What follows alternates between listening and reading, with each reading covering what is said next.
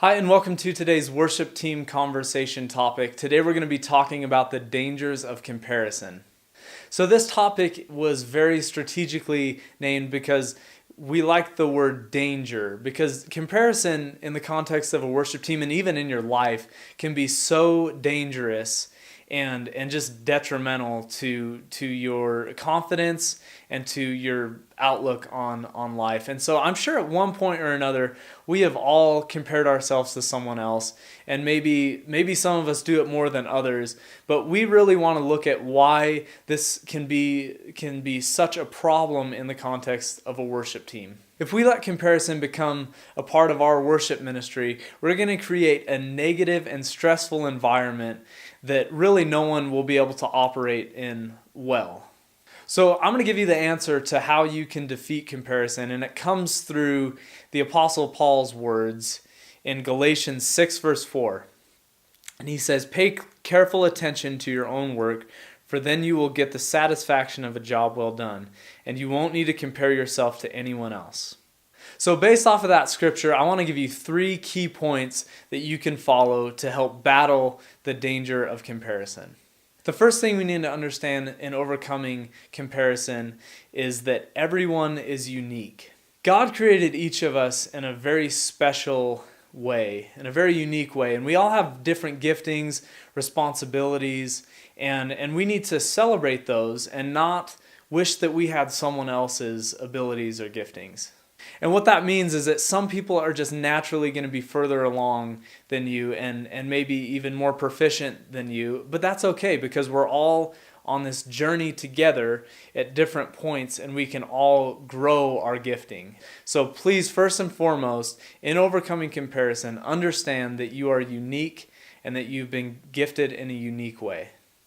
The second thing that we need to do is we need to have an open line of communication with our teammates. We need to not hold things deep down. If we feel like we can grow in an area, maybe it's time for us to ask someone what they think we can get better at, because that really what it shows is humility in us, and it shows a desire to grow, and it also gives that person an opportunity to not feel threatened by you because you're coming to them and asking them for advice in a very humble way. And so what that's going to do is that's just going to create this culture of people not being afraid to ask for help.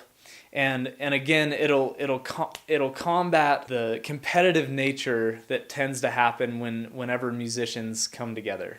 And when we communicate, what we're doing is we're creating an open and welcoming environment for anyone to come on the team and anyone to grow without fear of being judged or maybe threatened even. Unfortunately, this happens all the time on worship teams, and it's because we take our gifting so personally, and we want to be good, but too often we compare ourselves to other people.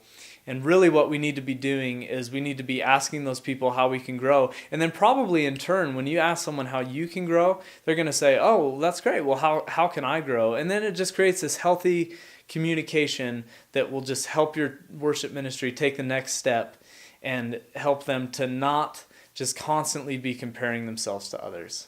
And really that leads us into our last point, which is compliment others often.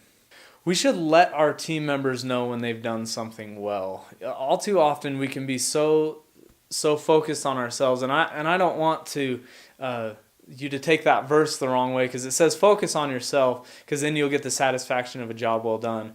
But all throughout Scripture we can see examples of where we're called to be encouragers of each other, and especially in our giftings, especially as musicians, we just really need to be encouragers, because all too often we can get caught up in what we're doing, and to a fault where we don't even look out and focus on anyone else. And so after we've focused on ourselves and we've worked and we can be satisfied in a job well done, we need to along the way be encouraging others that they are talented, they're gifted, they're doing a good job. Whenever someone does something well on a worship team, we need to affirm that, because that's just going to create such a good culture of positivity and just help people really further their gifts. And it'll break down that comparison, because when we're complimenting people, when we're on good terms with people, why would we compare ourselves to them? I think we start to really understand that we are unique and that other people are talented just as we are when we can start to compliment them and encourage them when they need to be encouraged. So thanks for joining us for this conversation. I hope that this sheds some light on just what comparison can do. So we encourage you, take this to your worship teams, whether you're a worship leader, or even just a ministry leader or worship team member, and talk about it with your teams and just see how this can change the culture of your worship ministry.